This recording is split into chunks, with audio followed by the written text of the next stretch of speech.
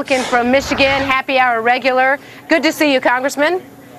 Nice to be on again. All right, let me ask you this. Was CEO Rick Wagoner, was he forced out? A lot of people are thinking as a concession to the unions, essentially a thank you from President Obama for all their support during his campaign. No, I think he was encouraged to leave by the administration. I think Rick did the honorable thing, but I don't think the UAW was the one calling for Rick's head. As you know, and we've discussed before, the UAW and GM have had a good partnership with restructuring even prior to the bridge loan, so I don't think that was the motivation. Mr. McCotter, exactly, Congressman McCotter, why would the Obama administration do it, for all intent and purposes, looks like a structured bankruptcy, but not call it a structured bankruptcy? The bottom line, he's still protecting the UAW. If this was a true structured bankruptcy, they could break those union contracts and become at least competitive again. Well, we're not quite sure why the move for Mr. Wagoner's removal and resignation was precipitated, and why we're looking at 60 days with him not at the helm. And the question that we have back home is regarding the human cost of restructuring.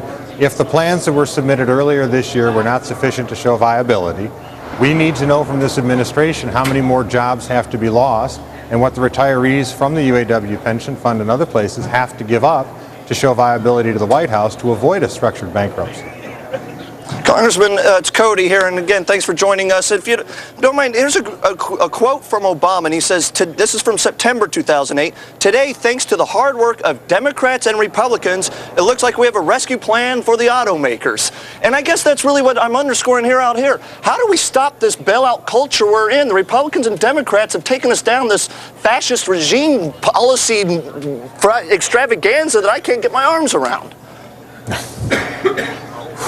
I don't want to watch you try to get your arms around it either. but really, look, for GM, there's 60 days, and then there's a quote-unquote quick rinse bankruptcy. For Chrysler, there's 30 days to merge with Fiat, or there's a quick rinse bankruptcy, and they have even said that Chrysler cannot stand on its own. So for the auto industry, we know that the days are numbered. There is a light at the end of the tunnel, and what we need is a certainty from this administration of what they expect so that that can be avoided. So do you agree with this decision? Then I'm not really clear that the government basically forced Rick Wagoner to resign. And how will this make things better, change things? Is this the solution? No, in fact, I think it's a rather bad decision. It's injurious at this point. If you think about it, GM has 60 days to come forward and meet what the criteria that the White House hopefully will put in more specificity later. So to take the man at the helm and remove him at this point in time seems to me rather counterproductive when there's only 60 days left to try to avoid a bankruptcy.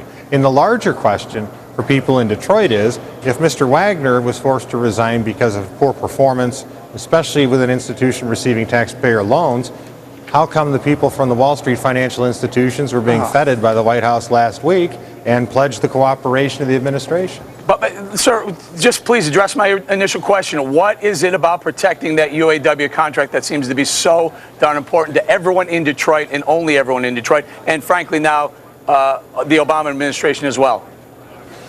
Well, someday when you're older and you've spent a lifetime of hard work playing by the rules and someone calls you a legacy cost and takes it away from you because of an immediate need, I think you'll have a greater empathy for those individuals in that industry. However, and we at home who see them every day and look a legacy cost in the eye and watch them worry about their future. What have they done wrong? But are they willing to put the company and the industry, the Detroit auto manufacturing industry, at risk so that you can protect those legacy beneficiaries? How do you not honor a moral obligation to people who worked in those plants all their lives, that committed to binding contracts, that played by the rules, and are now senior citizens and can't pick up and start over again? Congressman, you don't honor it because the company is insolvent. There is no money to honor those contracts without my welfare dollars going to honor it. Well, then your welfare dollars will go to honor them as they go onto the social safety net. Would you prefer to have that, or would you prefer to have the costs in the private sector? You guys have been sitting here for 2 years, the Republican-Democrat regime pumping ever more money into these auto companies, telling me that we can save jobs, yet they're downsizing every month. As part of the government-mandated restructuring, which is intensified, which was restructuring even prior to that within the industry. This is why Ford is not part of this. We save jobs by cutting jobs? Sir, let me address your issue. You said why we're trying to save the vitality of the industry. You said you have to protect people who've worked their whole lives. What about these people, young people who have families, they have a wife, they have 3 kids, 3 kids. They're going to be put out of work protecting those people who are retired and frankly may be able to work and go find a job somewhere else. Well, aren't these the people that you've advocated that their wages be dropped down to the lower level of the people in the transplant companies? I find your newfound concern most heartening. No, not Look, newfound. Eric, Hey, it's market, still man. the same thing, make though. them competitive. I know, Make them Congressman competitive. McCotter, you wanted to talk about this whole, inequality with the Wall Street bailouts and the auto bailouts, and the fact that, no one's asking for any of those workers to take concessions, to cut all their salaries across the board, but it's always, you're always saying, hey, bust those union contracts, bust those union contracts. Well, what about the executive contracts? What about the Wall Street contracts? Don't pay them. Don't pay any board member of any type. It's like no one talks about that at all. Let him respond to that. That's where we're going with that. Well, that's exactly what we feel in Michigan. We can understand what the auto companies went through with the process. We can understand where we are today, and we can understand what's going to happen at the end of 60 days for GM and 30 days for Chrysler. But what we can understand is, as you talked about at the beginning of your show, is Secretary Geithner talking about how he's got to get $137 billion out the door to the financial institutions that brought on the credit crisis, and we have yet to see it resolved. We have yet to see a firm plan in place. We also hear talk about $1 trillion to boost up the cost of toxic assets, likely inflate them beyond market value in a 90-10 split where investors win if they go up, taxpayers lose if they go down. So you can understand why we sense a disparate treatment here. Yeah. Congressman, I think it's a problem of premise. You guys started us on the slippery slope of fascism, and now you don't like the results. Both in the banking industry and in the Detroit industry. I oppose the Wall Street bailout, and had we taken a more propitious course, the financial crisis could have been averted through more market-based principles, and quite likely, if we had not mandated CAFE standards and had a financial crisis, the big three would continue to be restructuring without your precious tax dollars going to support them.